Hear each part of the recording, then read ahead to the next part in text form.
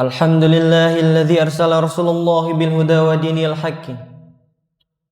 Arsala Rasulullah bil huda wa dinil haqqi liyuzhirahu 'alad dini kullihi wa la karihal musyrikun. Asyhadu an la ilaha illallah wa asyhadu anna Muhammadar Rasulullah. Allahumma shalli ala sayyidina Muhammad wa ala ali wa ashabihi ajma'in. Amma ba'du. Faya ibadallah, usini nafsi wa iyyakum bitaqwallahi faqad fazal muttaqun. Wa qala ta'ala, ya ayyuhalladzina amanu ittaqullaha haqqa tuqatih wa la tamutunna illa wa antum muslimun. Shadaqallahul azim.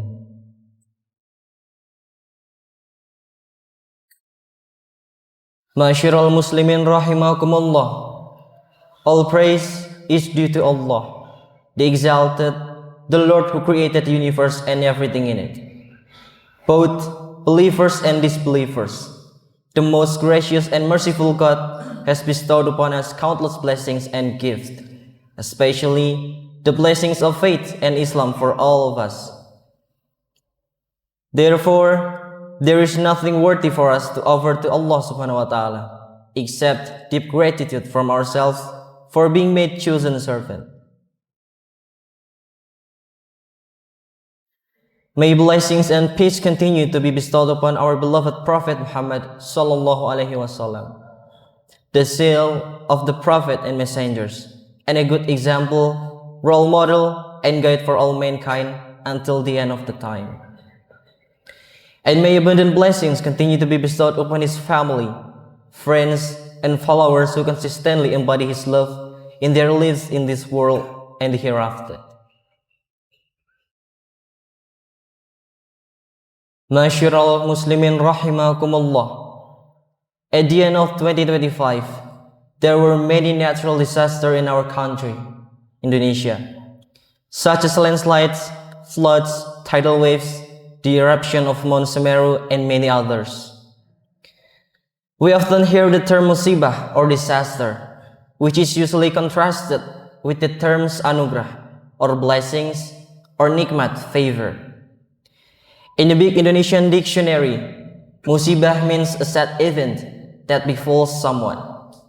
It can also mean disaster or calamity. Meanwhile, anugrah or nikmat means a gift or blessings from God, or something pleasant, delicious, and enjoyable.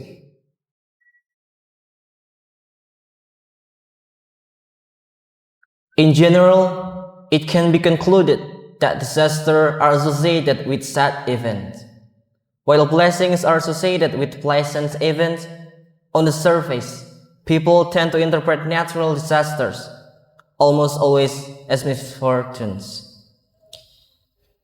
This is very natural because of the sad events that accompany them, such as the loss of family members, loss of homes, injuries, and sudden changes in life that become difficult.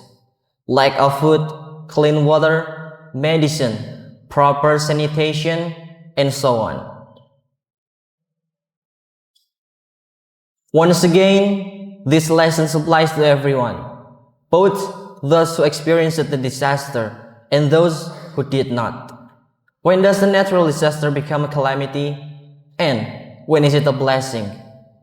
The answer depends largely on how deeply the lessons from the natural disaster are absorbed and have a positive impact on a person. Both those affected by the disaster and those who only witness it. In this context, the speakers explained that there are at least 3 important lessons to be learned from the natural disaster that occur in our lives. If we are able to learn from all 3, may our faith be strengthened. Amin.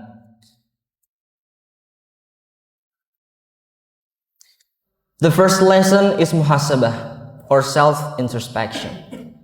We are encouraged to evaluate ourselves, what shortcomings and mistakes need to be corrected. Natural disasters such as tsunami, earthquakes, and volcanic eruption are phenomena that cannot be controlled by humans. This is proof of human weakness, and natural disaster should make them realize that they are insignificant before Allah subhanahu wa ta'ala. If we realize that this disaster are the result of human error, then natural disaster should have an impact on changing our attitudes for the better. This reflection is important for both victims and non-victims. Sayyidina Umar bin Khattab once said, "Hasibu anfusakum qabla an tuhasabu, fa innahu ahwana lihisabikum." The meaning, calculate your deeds before you are calculated, for indeed that will lighten your reckoning on the day of the judgment. Masyiral muslimin rahimakumullah. The message from Sayyidina Umar's speech is very clear that we are encouraged to evaluate ourselves, not others. For victims, a disaster is an important phase for examining one's own sins, level of devotion to Allah, social interaction, and attitude towards the natural environment. For those who are not victims and are outside the disaster area, this is a warning to themselves to increasingly maintain good behaviors and character towards Allah subhanahu wa ta'ala, fellow human beings, and the natural environment.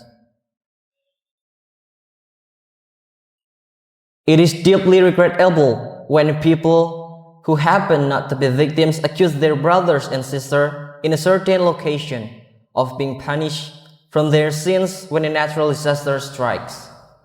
This is especially true when such accusations are linked to certain political interests.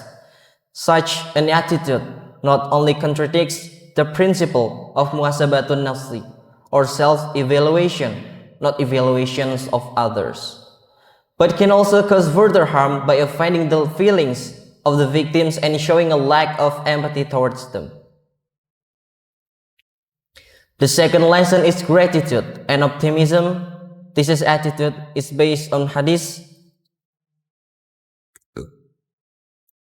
An-Na'siyatu qalat, qala Rasulullah sallallahu alaihi wasallam, la yusibu al-mu'mina syauqah, fama fawqaha illa rafallahu bihawda rojah wa hathu anhu biha khati'ah.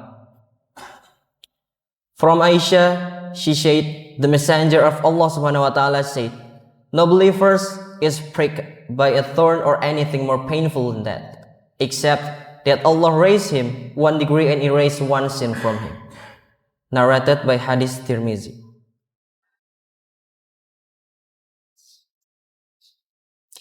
In this context, being grateful for victims means accepting the disaster that befell them and considering their current suffering as a way for God to melt away their sins and improve their character. Just as final exams are a test for students to advance to their next semester, disaster are a test for victims to climb to a higher level. This hadith is the Prophet's way of giving optimism to his followers so that they do not dwell continuously in sadness, complain a lot, or even despair. In suffering, we must husnuzan, or think positively, that there is a specific purpose from Allah to improve ourselves, both in worship, serving Allah, and muamalah, in social relationship. For those who were not affected by disasters, gratitude in this context refers to the gift of safety from God, so that they can not only reflect on the event they witness, but also worship in a more comfortable situation than their brothers and sisters who were affected by disaster. They must also learn from their mistakes and look optimistically towards the future. Masyiral muslimin rahimakumullah.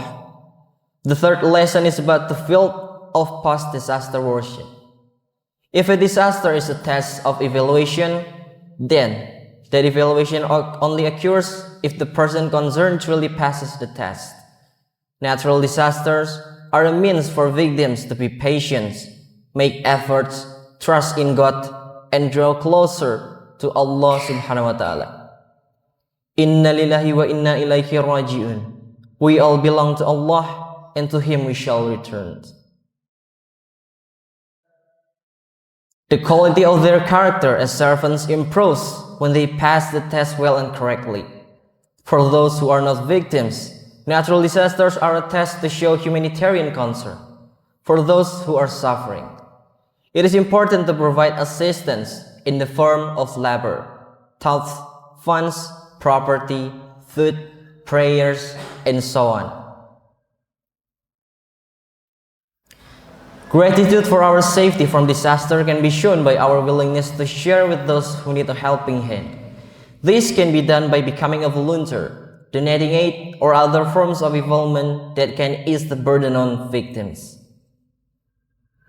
Wallahu fi auni al-abdi, ma kana al-abdu fi auni akhi.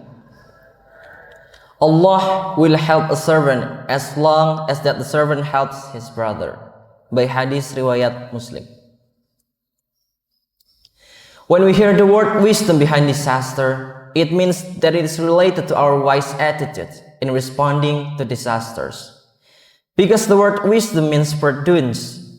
Hopefully, natural disasters, which are part of natural phenomena, will not cause new disaster in our spiritual lives.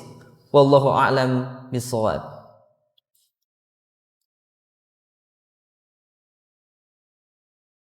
Barakallahu li wa lakum fil Qur'anil Karim wa nafa'ani wa iyyakum bima fihi minal ayati waz zikril hakim.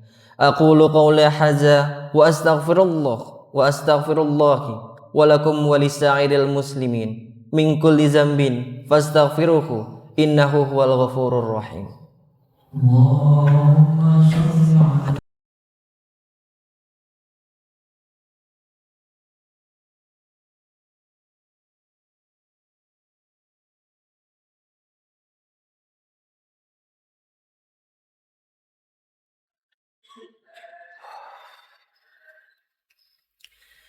Alhamdulillahilladzi an'amana bi ni'matil iman wal islam. Wassalatu wassalamu ala sayyidina Muhammad khairil anam wa ala alihi wa ashabihi al-kiram. Asyhadu an la ilaha illallah. Asyhadu an la ilaha illallah al-malikul quddus as-salam. Wa asyhadu anna sayyidina wa habibana Muhammadan abduhu wa rasuluh sahibus syarafi wal ihtiram. Amma ba'du. Faya ayuhan nafsu usikum wa nafsi bitaqwallahi faqad fazal muttaqun. Faqala Allah ta'ala innallaha wa malaikatahu yusalluna 'alan nabi. Ya ayyuhalladzina amanu sallu 'alaihi wa sallimu taslima. Allahumma salli wa sallim ala sayyidina Muhammad wa ala ali sayyidina Muhammad kama shallaita ala sayyidina Ibrahim wa barik ala sayyidina Muhammad wa ala ali sayyidina Muhammad kama barakta ala sayyidina Ibrahim wa ala ali sayyidina Ibrahim fil alamin innaka Hamidum Majid. Allahumma warda 'anil khulafa'ir rasyidin wa an ashabihi wa nabiyyika ajmain wa tabi'ina wa tabi'it tabi'ina wa tabi'ihim illa yaumiddin. Allahumma ighfir lil muslimina wal muslimat wal mu'minina wal mu'minat al ahya'i minhum wal amwat innaka sami'un qaribun mujibu da'wat. Rabbana la tu'akhidhna in nasina aw akhtana. Rabbana wa la tahmil 'alaina isran kama hamaltahu 'alal ladzina min qablina. Rabbana wa la tuhammilna ma la taqata lana bih wa'fu 'anna waghfir lana warhamna anta maulana fansurna 'alal qaumil kafirin. Rabbana atina fid dunya hasanah wa fil akhirati hasanah wa qina azaban nar. Walhamdulillahi rabbil alamin. Ibadallah, innallaha ya'muru bil 'adli wal ihsani wal ikram wa ita'i dzil qurba wa yanha 'anil fahsya'i wal munkar wal baghi ya'izukum wa la'allakum tadhakkarun. Fazkurullaha azima yadhkurukum wa lazkirullahi akbar. Aqimis shalah.